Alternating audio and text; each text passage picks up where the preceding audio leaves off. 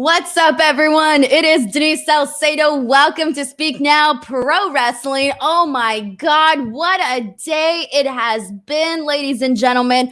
It has been an insane day, okay?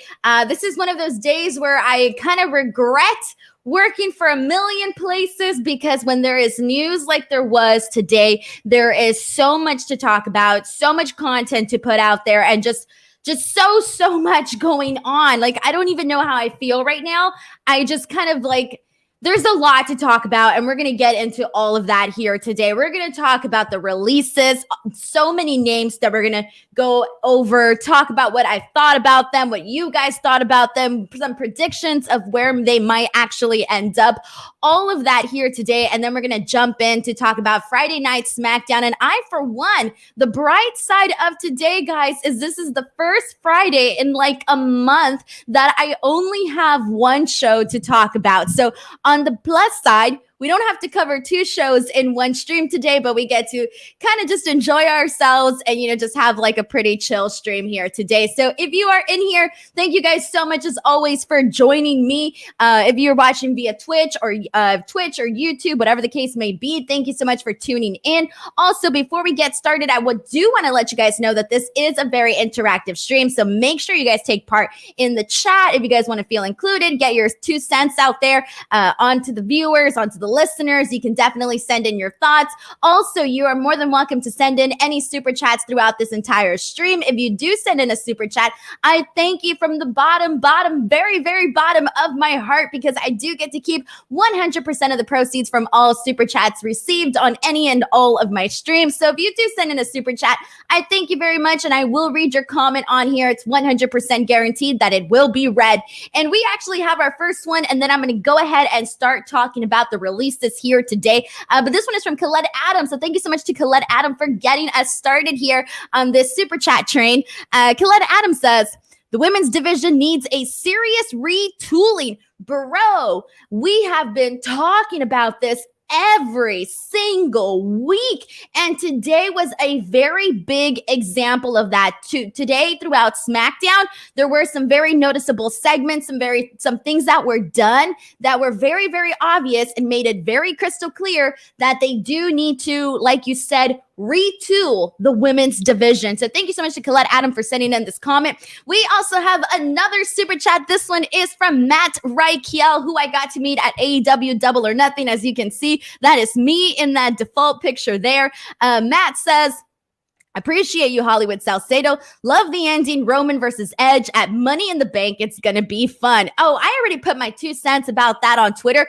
And the second I tweeted it, I was like, oh, people are going to be pissed, because I don't necessarily think that my thoughts are in line with a lot of other people's thoughts. But hey, that's what it is, guys. We get to share our opinions. We all get to have, say whatever we want about what we think about the entertainment that we're watching on television. But I can't wait to get into that. We will talk about that towards the end of the show. So, like I said, I want to kick things off with the WWE releases. So, kind of send in your thoughts, guys.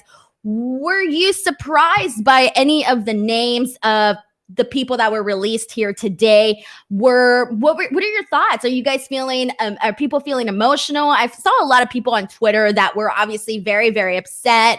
A lot of people are like, this is like a hit to the gut. People are not feeling very, happy, in a good mood, because, people are just losing their jobs, and that's never fun whatsoever, to lose your job. So I feel like a lot of people have a lot of different emotions in regards to this. Do you have any predictions? Send them in. Let's see what you guys are saying here. This is a comment from YT, who says most of them were pretty shocking. I don't know if I would say that they were all shocking. I think I felt differently about all of the names that were mentioned here today. We have a comment from ASM Shafin, who says Tyler Breeze. Like, that was not expected.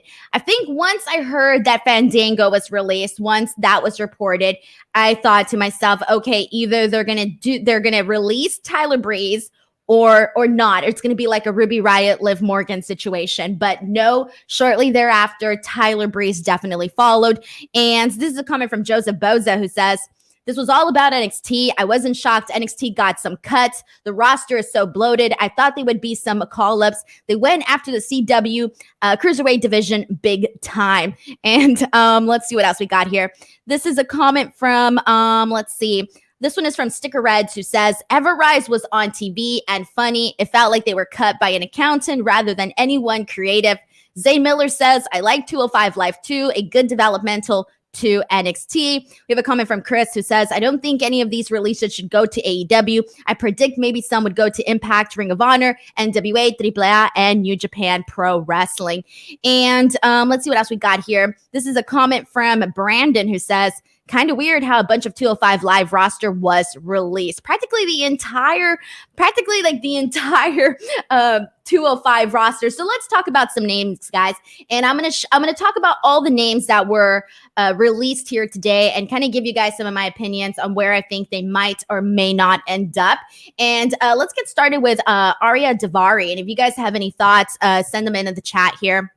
But like, this is a guy who was, obviously in the independent scene before. He's got lots of friends everywhere. So I do think that no matter where he ends up, he's going to be a good hand in any locker room. And that's the thing. That's the overall theme. When you look at all the names from today of the people that were released, I think that a good chunk of them would add depth to any roster. And I'm talking rosters, not necessarily like AEW, because they already have a lot of depth. In fact, like, I won't be surprised if in the future they're going to have to be making cuts because they have so much talent. But I do think that a lot of the guys here today that were released would add great depth to rosters like Impact, Ring of Honor, MLW, like those promotions that aren't necessarily at the AEW level. So that's kind of where I want to get at here. I feel like that's definitely going to be a theme overall. But also, Daivari's brother runs a wrestling school with Mr. Anderson and Molly Holly. So I'm also wondering maybe that could be an option there where he does some coaching, etc. So there is options there for Arya Daivari. And let's see what we got here. This is a comment from Martin Correa who says, Arya Daivari is truly a really good pro wrestler. He has good mic skills for a guy like him. Yeah. I like Arya Daivari. After this, we had Tony Nese, and my prediction for Tony Nese is that he's probably going to end up in Impact. He was there before. This is a guy who now has more experience, so I definitely think that he would be an asset to Impact Wrestling. Next up, we have Fandango. So Fandango was one of the ones that was with the company for a very long time. He had been with WWE since 2006. He's 39 now. So to be honest, I feel like for him, like, it really depends like what he actually wants to do, because I feel like it could either go two ways with Fandango. Like, one of them could be like wherever because he's been in the WWE system for so long, I almost feel like he's going to see it one of two ways. So he's either going to go somewhere else and kind of see it as like a step down, or he can go somewhere else or just feel rejuvenated with his career and maybe some of the options that he might have on the table. So I feel like he's a tricky one. I don't know what is going to happen with Fandango. Again, he had been with WWE for such a long time. So like, it's definitely going to be a little bit different for him. Everrise was also released, and this one was a little surprising to me because, as you guys all know, I'm doing my NXT shows where, on Tuesdays I talk about NXT, and one of the groups that we've been seeing on NXT TV for at least every single week, whether it was in a match or whether it was in a quick backstage segment or they're kind of like in the background of another feud, like we've sort of been seeing them in different aspects of the show. And it was Everrise. Like, I started to think that maybe they were actually going somewhere with them because they started, having their little banners. They would have their little cup of, coffee or whatever it is that they had in those little mugs. Like, these were guys that we were actually seeing on NXT. So I really wasn't expecting Everrise to essentially be on this list of releases. But based on the tweet that I saw from Carl Anderson, I won't be surprised if they also end up on Impact. And given their character, I do think that they would be a great fit on Impact as well.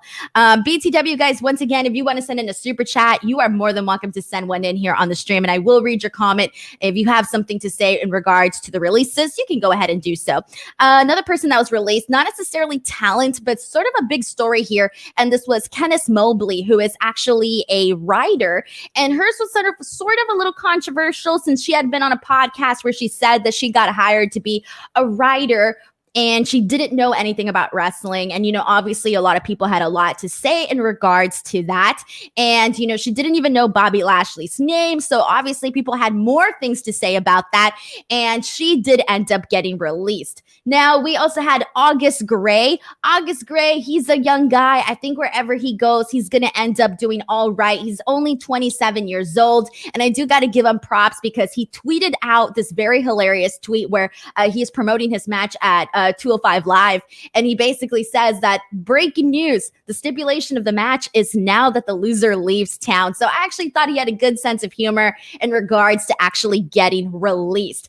Okay, let's see what else we got here. Afterwards, we had Tyler Breeze. Like I said, guys, this is a long list of names. Tyler Breeze, he's 33 years old. I think that out of the entire list of names that you see here today, I think Tyler Breeze was probably the most shocking of all the names here. And I think that's just that Tyler Breeze is very much loved by the people. He's 33 years old. I think that he'll end up in Impact Wrestling. He's very close to Scott D'Amore. So I do think that he'll end up there. And also I know that in the PC, he was also known for training a lot of the women.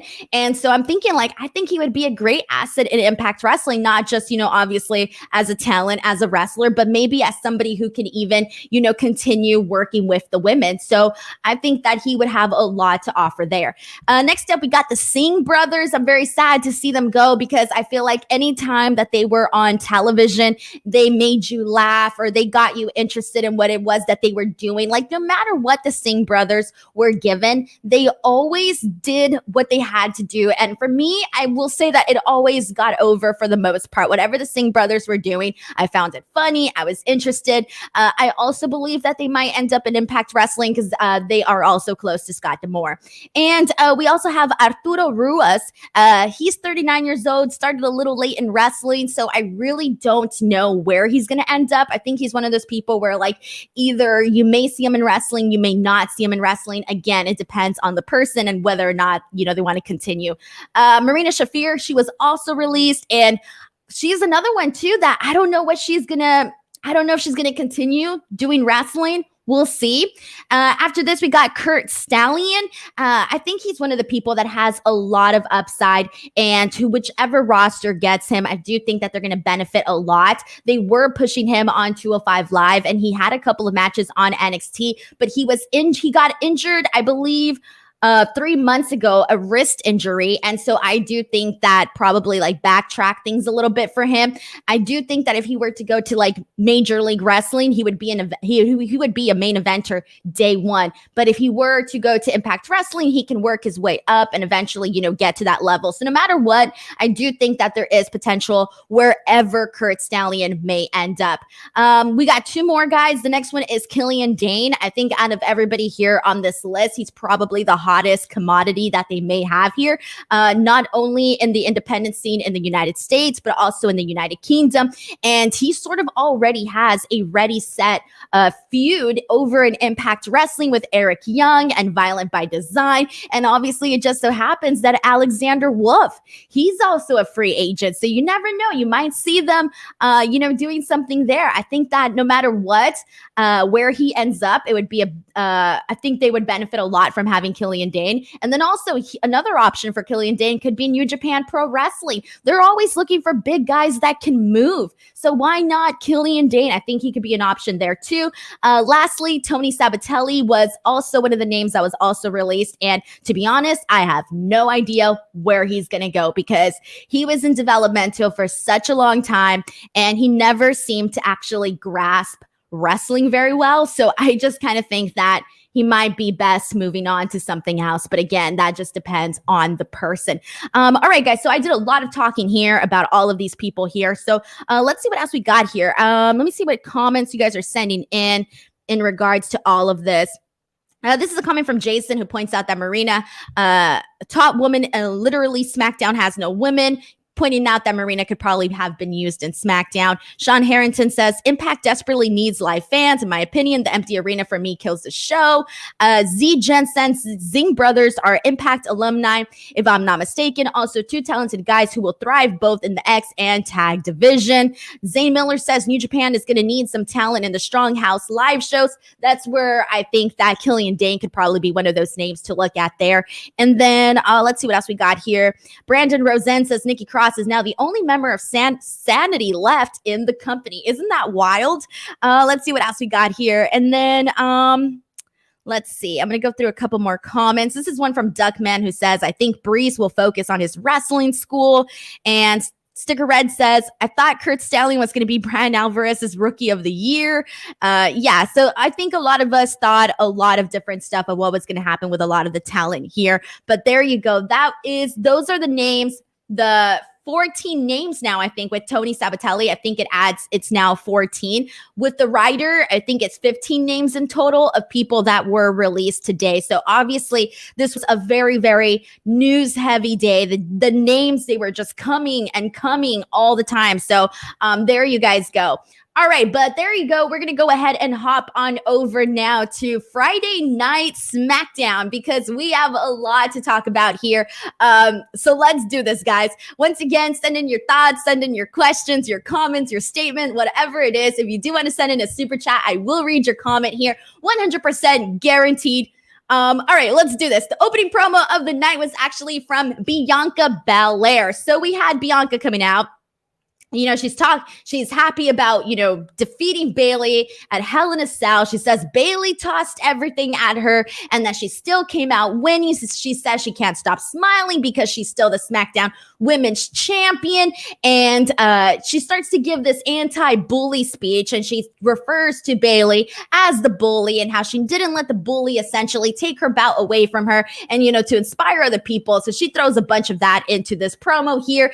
And then she ends it with one of my favorite lines where she says, ding dong, the witch is dead. I thought that was pretty hilarious. A nice little line there. But then we have Seth Rollins coming out and he basically starts talking about how he too has faced adversity and how he too has come out on top just like Bianca Belair, but that his win just means a whole lot more. And then he starts to bury Bianca Belair, calls her win a fluke, and then Bayley comes out and then she says she's essentially tired of Bianca bragging. Bianca tells her to get in the ring so she can show her what type of champion she is. Bayley tells her she still sees a pathetic loser in her. And Seth is just laughing in the background.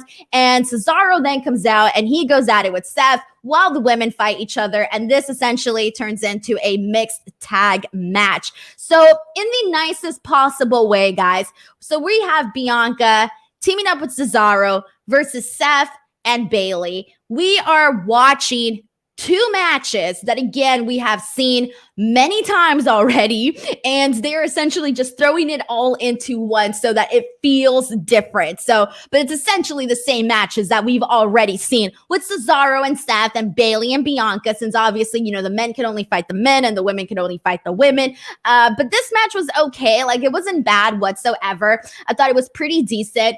You have Cesaro and Seth kick off the match. You see a tilt-a-whirl backbreaker from Cesaro. The women come in, but then they're quickly followed by the men once again. And then we see Bianca do multiple drop kicks on Bayley. She hits her with a backbreaker, does a standing moonsault on Bayley.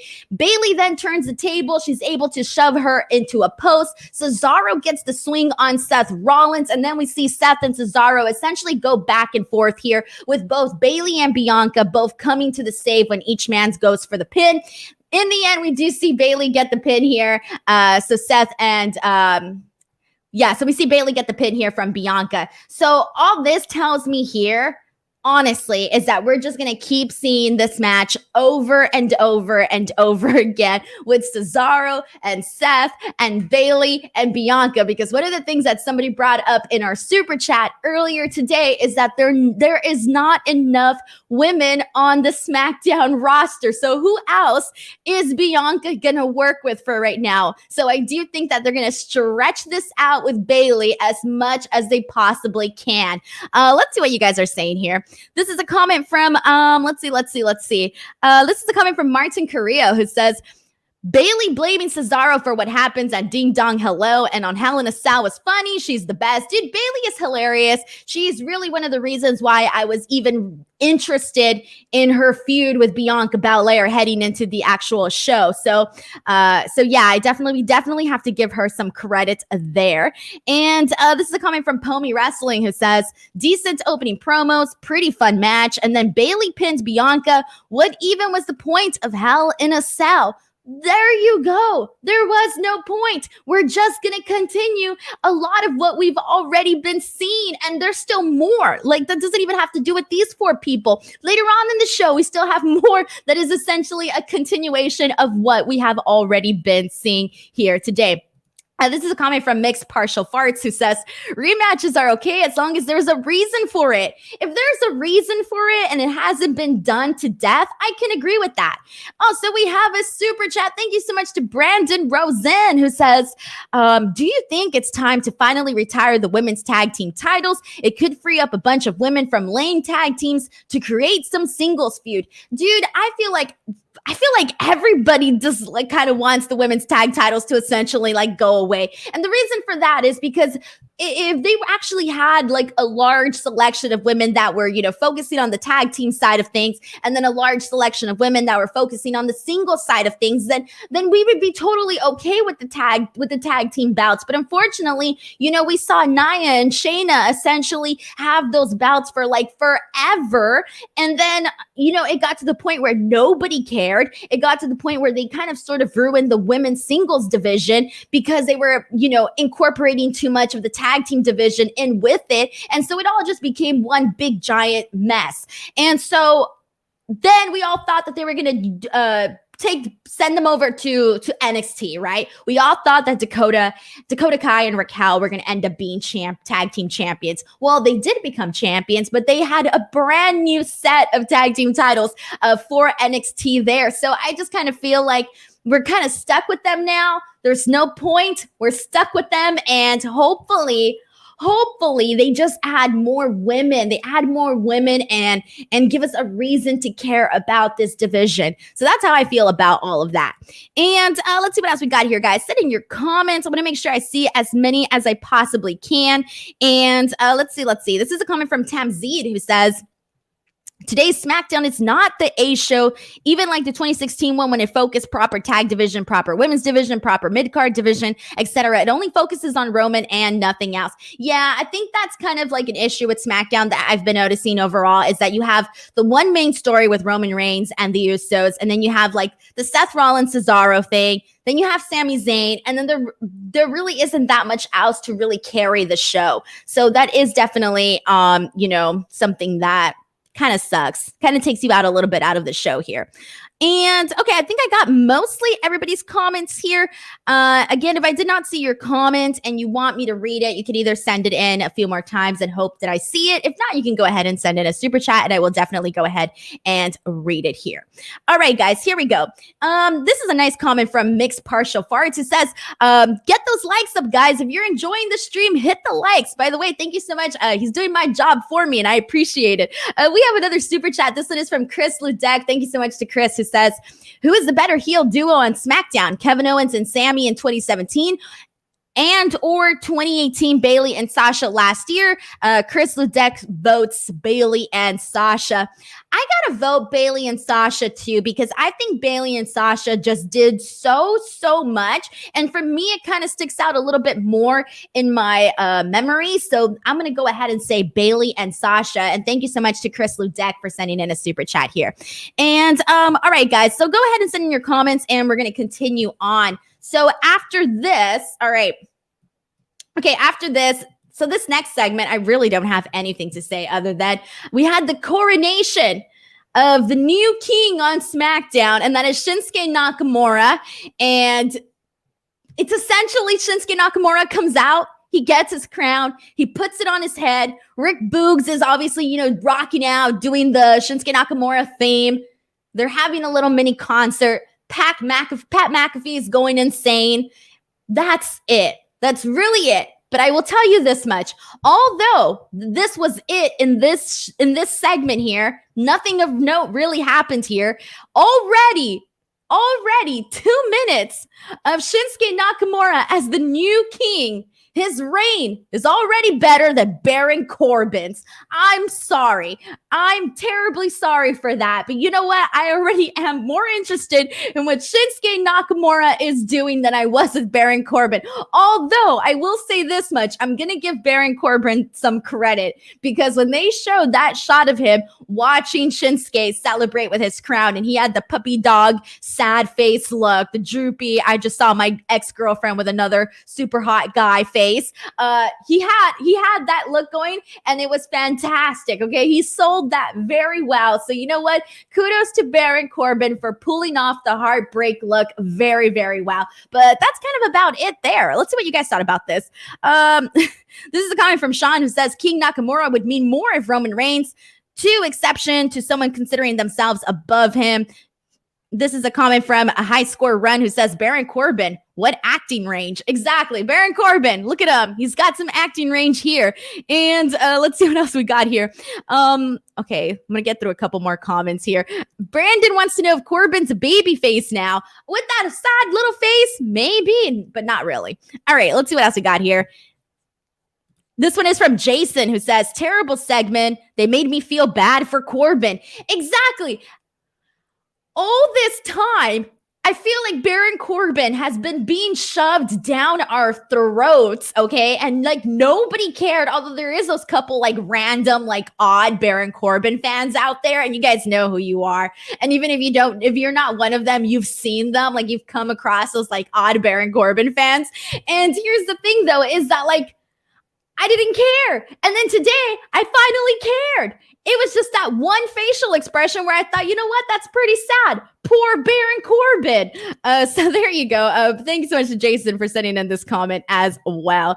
And all right, guys, let's go ahead and move on. Really, the only thing really that I think everyone can agree is that they were a fan of Boogs.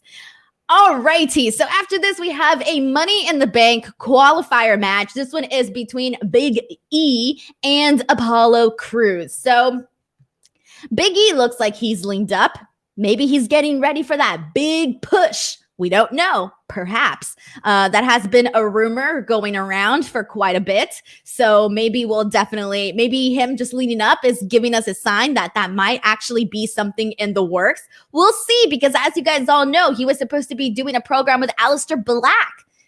But as you all know, Aleister Black was then released, and it looks like they're finding something new for Big E. And now he's having this match with Apollo Crews, which we've seen before because they were feuding before.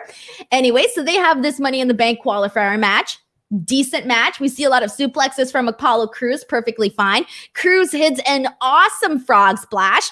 I love Apollo Crews' frog splash. I'm going to get into detail on this one because it's so easy.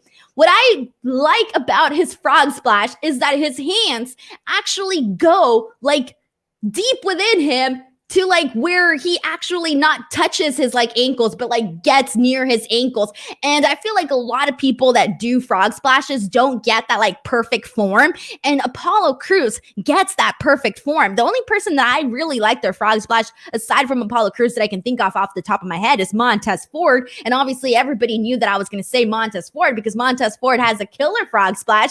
But anyway, so Apollo Crews did a really nice one here. And then there was a very funny moment that I completely popped for. And this was when Commander Aziz is essentially trying to get the Nigerian nail on Big E, but the ref catches him before he can actually do it. And so Commander Aziz essentially like really funny, just decides to hide his thumb like it's a weapon. And that one little thing I thought got over very well. So I thought that was really funny. In the end, we end up seeing Big E winning with the big ending. And he now joins Matt Riddle, Ricochet, and John Morrison in the Money in the Bank. And so far, looking at those options right now, it seems like Big E is probably the most credible one to actually win this match. But again, we'll see because there still needs to be more people entering this Money in the Bank. All right, let's see. We got some super chats here. This one is from Khaled Adam. Thank you so much to Khaled, who says, I'm calling it Big E winning Money in the Bank. I just said it. Yeah, hell yeah. See, there we go. We're on the same force field here. You look at the guys that are there, and this is one of the things that I was talking about is that on the Raw post show is that while we all know that guys like Morrison and Ricochet are going to have, awesome spots in this Money in the Bank ladder match, we all kind of know that they're not necessarily going to win because they're not necessarily at that. They haven't been booked to be at that level where you actually believe that they're going to be a champion. And so you look at who else is there. Matt Riddle, I can see it, but maybe I'm still stretching it a little bit more. And then, so I feel like I could definitely see it a little bit more with Big E, just based on the options that we have. So obviously, Colette Adam feels the exact same way here. And this is a comment from Matthew Makovsky. Thank you so much to Matthew for sending in a super chat. Matthew says, if they Roman Edge Brian this, I'ma be mad. Oh, I have my thoughts about Edge and Roman Reigns. I will get to those as soon as we get to the main event. And I am very curious to see what people are going to say. I have some feelings. People are not going to like me very much, but we will get there. Thank you so much to Matthew for sending in this super chat. Alrighty, let's see what else we got here. This is a comment from, we got more people really just saying that they want Big E to actually win here. The Cooge says, Denise with the National Geographic Natural Frog Splash Analysis. Love it. Hell yeah, man. You know what? That's it. I'm officially the official National Geographic Natural Frog Splash Analyst. I was going to say analyst. Analysis. No, I'm the analyst. There you go. Thank you so much to the Cooch 97. I'm going to roll with that. It's going to be one of my new gimmicks. All right. Let's see. Let's go ahead and move on. All right, guys. So next week, we are going to have Sami Zayn versus Kevin Owens in a Money in the Bank qualifying match, but they've added a stipulation to this, and the stipulation is a last man standing match. So I have a lot of issues with this, okay? I don't even know where to begin with my issues here. So first of all, we've seen Sami Zayn versus Kevin Owens a million times. At the top of the show, I mentioned that Cesaro, Seth, Bayley, Bianca weren't the only matches that we're going to be seeing a lot of, okay? Obviously, Apollo, Big E, that's another one that we've seen a couple of times there. I still have a feeling that they're going to do more Shinsuke Nakamura, Baron Corbin. Hopefully not, but the feeling is still there. So that's the same thing with Sami and Kevin Owens. So that's one issue. My other issue is, and we haven't even got into the women's stuff. So once I actually talk about the women's Money in the Bank qualifier, this will make a little bit more sense. You essentially have Carmella, who just got put into the Money in the Bank. Sonya Deville essentially named her to be put into the Money in the Bank. I'll talk about that later. But there you go. We have that. So I'm thinking, why do you have to do? So that kind of defeats the purpose there. They shouldn't be doing that. They shouldn't just be naming people to go into the Money in the Bank. Okay. So that's another thing. Then my other thing is Kevin Owens was apparently supposed to be taking some sort of break. That was literally, God, I don't even know how many days ago that was tweeted out. Okay. It's been like maybe a week, maybe less. And he's already announced for a match. So that was a little bit confusing. Okay. Then on top of this, not only do you have the Money in the Bank qualifier, which is fine. Okay, fine. If you're going to have them qualify, that's perfectly fine. I'm totally cool with that. But why does it have to be a last man standing match added to this? Like, why do they have to have this harder stipulation? So if anything, I am definitely siding here with Sami Zayn in that there's this conspiracy against him because he's right. He's already beat Kevin Owens. Okay, he beat him. And now they're making it harder for him he still has to actually have this match to even qualify. And then on top of that, they're making it harder by adding this last man standing stipulation. There is definitely a conspiracy going on there. And Sami Zayn is right, everybody. We need to get on that. We need to be on his side because Sami Zayn is right. So there you go. There was a lot of this that really did not make sense. And the next segment that I'm going to talk about is going to further go into what didn't make sense when it came to the Money in the Bank and how all of this was essentially done. But let's see what you guys are saying here. This one is from Sean Harrington, who says, oh wait, actually, this is the wrong comment. This does not pertain to that. One second. There was a comment I was going to read. Oh, I really lost it here. Oh, great. Sorry, guys. I lost the comment that I thought I was going to read here. But here we go. We'll read some other ones. This one is from Kevridge, too, who says, that really didn't make sense. It didn't. It really didn't make sense. And you know what's going to make less sense? I'm just going to jump into it right now, guys. The next thing that did not make sense was how Carmella got into this Money in the Bank. All right, so we have Sonya Deville coming out, and she announces, just like that Carmella is in the Money in the Bank. Carmella says that she's the most beautiful woman in WWE, that she's going to be a 2-time Money in the Bank winner. Okay, and then afterwards, we have Liv Morgan coming out. Well, first of all, I'm kind of already annoyed at this point that they're just handing Carmella the spot. And I'm thinking to myself, okay, maybe they're doing this because they don't have enough women to do qualifying matches. Okay, I can see that. I can understand that a little bit more. Do I like it? No, but I can understand it just a little bit more. But then we have Liv Morgan coming out. She interrupts her and she starts mocking her for calling herself the most beautiful woman in WWE. She calls her a conceited something. I forgot what she says, but she says conceited something. And then she says that she already beat her.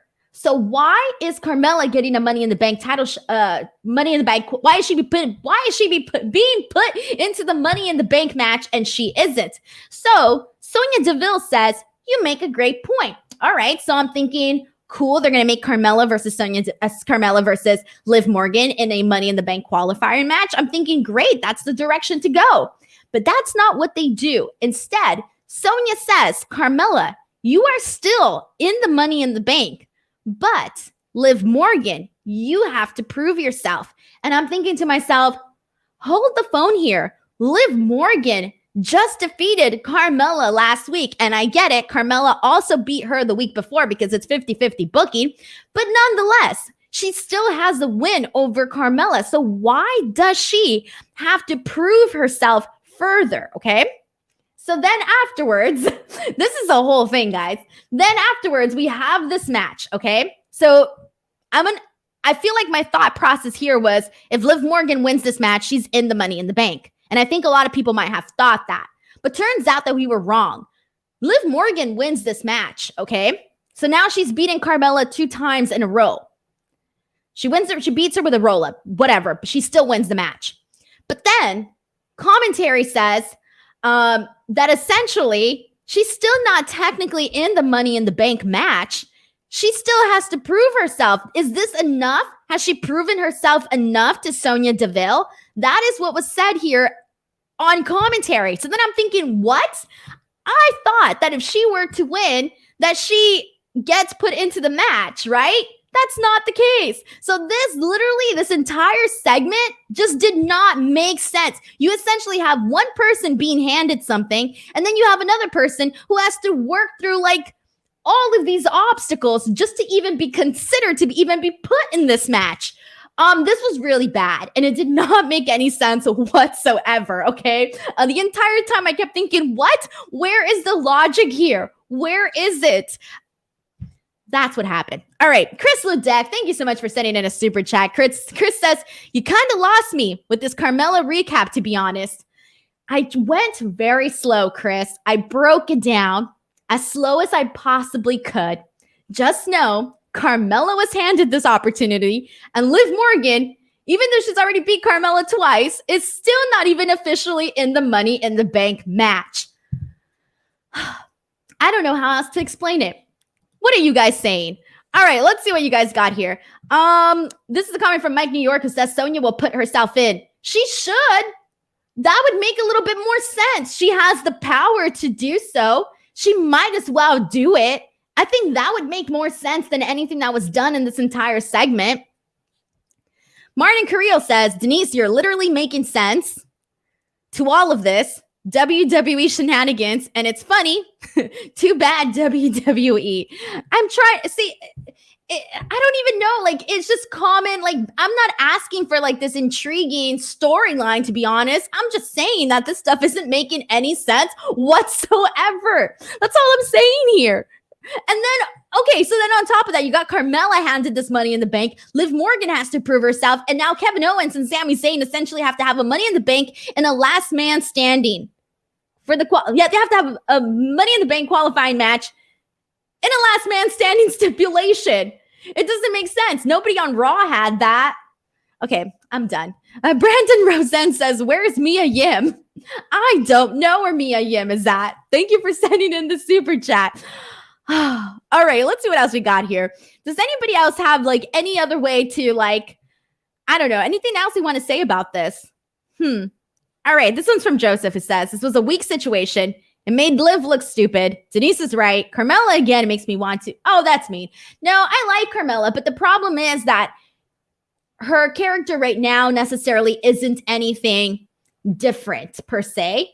I think that she stood out a lot more when she was being like this funny side of her, like Carmella, the comedic Carmella. She worked a lot better as that. She stood out a little bit more. Versus now she's doing like the, you know, most beautiful woman in WWE. Cool, but what else? Where do you go from there? Where do you go from there? I don't know where you go from there. Okay, let's see. We're gonna move on, guys. After this, where are we at? All right, after this, we are going to, we only got a couple segments left, guys. Wow, it is so weird. Only talking about one show on a Friday now. While I'm here, we still got 2 more segments, but I might as well promote this now. So tomorrow, AEW Dynamite is going to be on a Saturday. As you guys know, they got preempted. They've had a weird schedule this whole last month. This is going to be their Saturday show. And then after that, they're back to their normal Wednesday schedule. So tomorrow, I will be live immediately following AEW Dynamite to talk about the show. So make sure you guys join me. And then, as you all know, I am live 3 times a week now. I'm live on Tuesdays talking about NXT. Gonna be live back again on Wednesdays talking about AEW Dynamite. And then I will be back here for my most chill show of the week, Friday night Smackdown. Always a really good time to chat with you guys here. So make sure you guys join me for any of those shows. Without you guys, I'm literally nothing here. So make sure you guys keep coming to the show. Spread the word about my show. Spread the word about my stream. It would really mean a lot to me, even just like retweeting about the show, whatever the case may be, spread the word. It really helps me out. And, you know, I just want to keep making a good impression and all of that. Also, you know what? Since you guys are here, I'm going to let you guys in on a tiny little secret. Actually, I have a little itty bitty tiny scoop here. All right. If you want a little itty bitty tiny scoop, let me know in the comments section. BTW, I'm going to answer a question in the meantime from Khaled, who says, what time is AEW tomorrow? So tomorrow they are 5 p.m. Pacific Standard Time. So that is 8 p.m. Eastern Time. Yeah, I'm pretty sure that's right. Okay. Double check that, but I'm pretty sure that's right. At least that's the time that I have on my schedule here. All right. But here we go. I'm going to give you guys my scoop here. So I have a big interview coming up on Monday. On Monday, I am going to be interviewing. This is a scoop, y'all. Nobody knows this. Monday, I'm going to be interviewing Tommaso Ciampa. Hell yeah. Monday, I'm going to be interviewing Tommaso Ciampa, so I'm hoping to have that interview out either Monday or on Tuesday. So make sure you guys follow me on Twitter or on Instagram @ Denise Salcedo, and you will be seeing when the link goes up for that interview, and any cool things that came out of the interview, any cool stories that'll be happening. I'm very, very excited to talk to Tommaso Ciampa. Like, so excited. He's one of those people that I have not yet interviewed. So I'm very much looking forward to that. So there you go. You guys are welcome. You all get a scoop here. Let's see. Twitch Face says, Denise accidentally said one of the 7 words you can't say on TV. What word was it? What word did I say that I can't say on TV? What was it? I don't know what I said. Anyways, but here we go. We have a lot of people here that are congratulating me on this interview. Yeah, I'm very, very excited about it. So we'll see how that goes. I'll be fangirling internally. All right, but let's get to the last two segments here. Not much to talk. Well, actually, in the last segment, there is a little bit to talk about, but here we go. So we have Jimmy versus Dolph Ziggler. To be honest, I really couldn't care less about this match, but Jimmy's here to prove himself that he's worthy. This was kind of the story throughout the entire show. Roman Reigns is kind of trying to get him to sort of take over that same role or prove himself the way that Jay did. So this was a little interesting. It seems like we've had a little bit of a change in Jimmy's heart, because Jimmy was the one that was like, I'm not going to be, Roman's BITCH. And then now it kind of looks like he kind of wants that approval from Roman Reigns. So we are seeing a little bit of a shift from Jimmy Uso here. But Jimmy Uso wins this match. against Dolph Ziggler, wins with a super kick. Fine match. Again, I just really did not care whatsoever about this match. But in the end, we see Jimmy go to the back to where Roman Reigns and Paul Heyman are at in Gorilla. And he's all happy. He's all smiling, looking like a schoolgirl with a crush. And Roman Reigns is not impressed whatsoever. He's kind of just like, Paul Heyman gives him you did a good job, but you all know that we don't believe Paul Heyman whatsoever. BTW, we have a super chat. This one is from Raven Summers, Raven, who says, just saying hello and you are awesome. Thank you so much, Raven, for sending in a super chat just to spread some good cheer. I really, really thank you for this. So shout out to Raven Summers. Thank you so much. Okay, so then, where are we at? Okay, so then after this, Roman Reigns comes out and he does the State of the Universal Championship address. So he's going to be, talking about something, making some sort of announcement. They start off saying that they need to do something different because there's no challengers for them, really. And I'm thinking, emphasize that because they are right here. There really are no other credible challengers that have been built up to make you actually believe that they could go for the title against Roman Reigns, okay? That is definitely true. And then, out of nowhere, Edge's music hits. And I know everybody is like, woo, Edge is back. Yeah, we're going to do Edge versus Roman Reigns. And good for you guys. You know what? Good for everybody. But I thought, and this is where I think everybody's going to dislike me here, but I got to be honest. I did not care. I didn't care. I was like, okay, Edge versus Roman Reigns. Cool. We've already been here. We've already seen this story between Edge and Roman Reigns. We were headed that way for WrestleMania. And it got to the point where they felt the need. They felt the need to add Daniel Bryan into this Edge Roman Reigns story. So what I want to know is what changed between then and now. If Edge versus Roman Reigns wasn't hot enough then that they had to add Daniel Bryan, what is going to make it hot now? That's my question here. So personally, I'm sure they're going to have great promos. They're going to have a good match, but I'm not really completely sold on the idea. Again, there's really no one else. So, okay, Edge versus Roman Reigns. Cool. What did you guys think of this? If you are more enthusiastic about Edge versus Roman Reigns, please let me know. I want to feel the enthusiasm too. I don't want to be left out here whatsoever, okay? I don't like being left out. I hate being left out. I have FOMO, fear of missing out, okay? I suffer from very, very bad FOMO. What do you guys think about this here? This is a comment from JFDub88 who sort of agrees with me here and says nothing. Changes, just lazy booking. Martin Carrillo says, I thought they were going to do Seth versus Reigns earlier in the night. Are they foreshadowing Edge versus Seth? I did kind of feel that a little bit early in the night. I kind of felt like they were also teasing a little bit of Seth versus Reigns there too. So you're not alone here.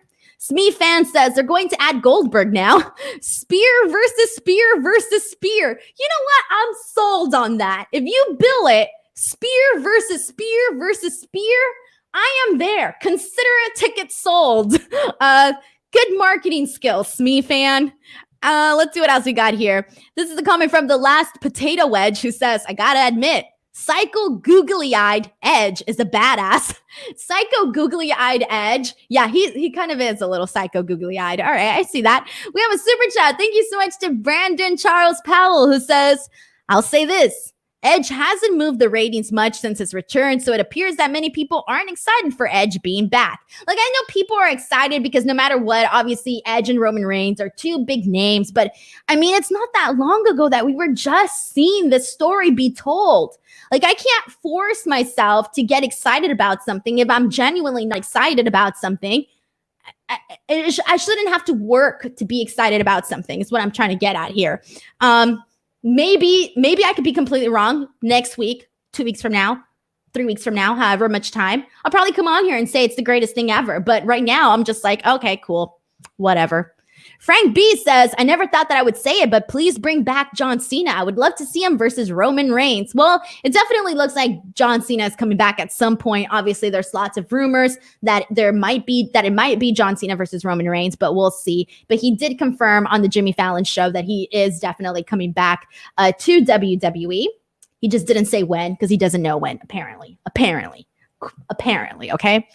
All right, let's see what else we got here. This is a comment from Sean Harrington who says, talk about bringing up someone who lost their last match and just gifted another an opportunity. Goldberg is king of taking opportunity without earning it. We have a comment from Sam3 who says, ain't nobody moving ratings. Oh, God. Tamzid says, Roman is becoming Hulk Hogan 2.0. So, of course, no full-timers are enough credible opponent for Roman to dethrone him. No, I love everything that Roman Reigns is doing. I think what they're doing with Roman is fantastic. I just wish that there were people to get excited about him having matches with Roman Reigns. Charmy Dwayne Master says, what changed? Is Brian doesn't need a WrestleMania match, LOL.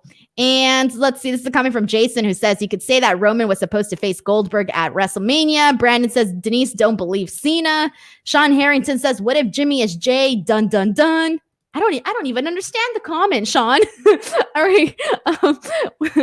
Let's see what else we got here. All right, guys. If you want to send in any other thoughts, if you agree with me, if you disagree with me, send them in. We got another one. This one is from Sean who says, don't believe Cena about what? He practically said he was coming back on tonight's show. Okay, yeah, he did say he was coming back. All right, guys. Again, if you're watching the replay of this, feel free to leave your comments in the comment section below. Even if you're watching this live, please do leave a comment afterwards in the video just so that the video kind of gets a little bit more love. Please, please, please hit that like button so more people could be like, oh my gosh, let's watch the show. People liked it. It definitely helps out the algorithm and all of that type of stuff. If you enjoyed my show, tweet about it. I'll retweet you, all of that type of stuff. You helping spread the word about my show definitely helps everybody else. Well, helps me out. Yeah, helps me out.